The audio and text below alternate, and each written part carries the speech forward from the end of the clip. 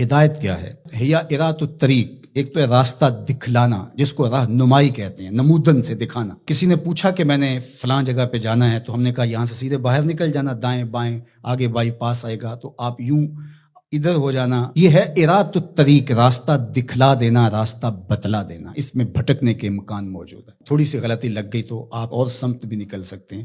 پھر اگر راستے کے اندر جگہ جگہ دشمن بھی کھڑا ہو تو پھر تو امکان اور زیادہ بڑھ جاتے ہیں۔ تو یہ ارات الطریق کا مفہوم ہے۔ اور ہدایت کا دوسرا مفہوم ایصال الی المطلوب، منزل تک دست کرم سے پکڑ کے پہنچا دینا۔ تو یہاں دوسرا معنی ہے، اس لیے علماء نے اس کا معنی کیا مجھے سیدھی راہ پہ چلا۔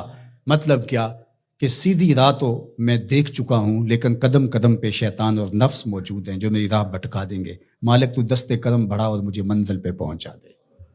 اللہ اکبر۔ تو یہ ہے ایصال الی المطلوب۔ تو ہدایت کا یہ مفہوم، اور یہاں ہدایت سے مراد وہ ہدایت جو پیغمبروں کے ذریعے سے، کتب کے ذریعے سے اللہ تعالیٰ نے حضرت انسان کو دی۔ ایک فطری ہدایت ہے، جبلی ہدایت، اور وہ اللہ تعالیٰ نے انسان کیا جانوروں کو بھی دی ہے۔ وہ بطخ کا بچہ بھی جب انڈے سے نکلتا ہے تو وہ کسی سے تیرنا سیکھتا نہیں ہے، وہ خود چھلانگ لگا دیتا ہے اور تیرنے لگ جاتا ہے۔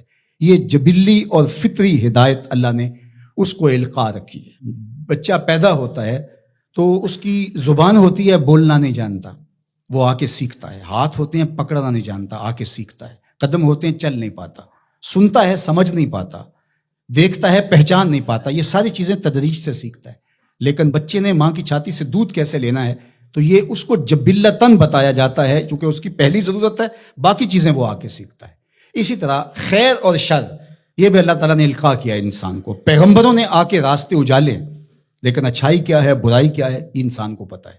کسی کو تھپڑ مارنا بری بات ہے، یہ کہیں سے اس نے نہ بھی پڑھا ہو، کسی نے استاد نے نہ بھی بتایا ہو، یہ اس کا ضمیر بتاتا ہے کہ یہ غلط ہے۔ تو خیر اور شر یہ اندر تمہارا بتاتا ہے، یہ فطری اور جبلی ہدایت ہے۔ فَأَلْهَمَهَا فُجُورَهَا وَتَقْوَاهَا، اللہ اِنَّا هَدَيْنَاهُ السَّبِيلَ إِمَّا شَاكِرًا وَإِمَّا كَفُورًا۔ یہ فطری جبلی ہدایت ہے، لیکن انسان کے لیے وہ کافی نہیں ہے۔ اس لیے اللہ کی بارگاہ میں عرض گزار ہوا، اهْدِنَا الصِّرَاطَ الْمُسْتَقِيمَ، اللہ مجھے جبلی ہدایت تو عطا کر دی، اور تو نے مجھے ایمان کا نور بھی دیا، تبھی تو نماز کے لیے یہاں آ کے کھڑا ہوں نا۔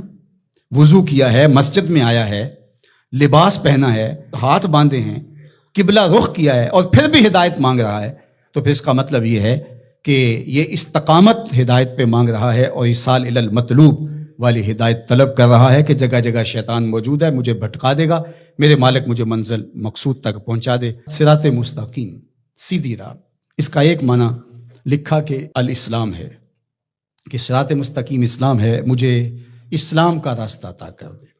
دوسرا معنی اس کا بیان فرمایا کہ انہو کتاب اللہ تعالی، اس سے مراد کتاب الہی ہے، قرآن مجید ہے، چونکہ قرآن سے سیدھا کوئی راستہ ہو نہیں سکتا۔ ان ھذا القرآن یہدی للتی ہی اقوم، یہ وہ راستہ دکھاتا ہے جو بالکل سیدھا ہے۔ قرب قیامت کے فتنوں کا ذکر جب ہوا تو حضرت علی نے حضور سے پوچھا کہ حضور پہ بچنے کی صورت کیا ہے، تو برجستہ کہا اللہ کی کتاب قرآن مجید۔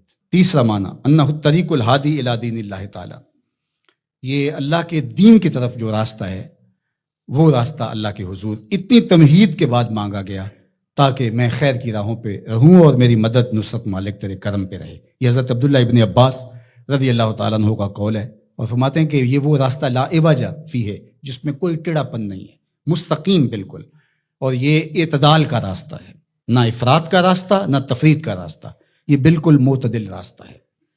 اور پھر چوتھا قول جو حضرت حسن بصری اور ابو العالیہ رضی اللہ تعالیٰ عنہ کا ہے، وہ فرماتے ہیں صراط مستقیم سے مراد ہوا رسول اللہ صلی اللہ علیہ وآلہ وسلم۔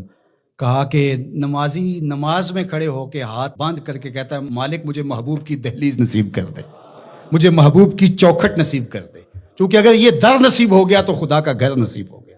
بخدا خدا کا یہی ہے در، نہیں اور کوئی مفر مکر، جو وہاں ہو یہیں آ کے ہو، جو یہاں نہیں وہ وہاں نہیں۔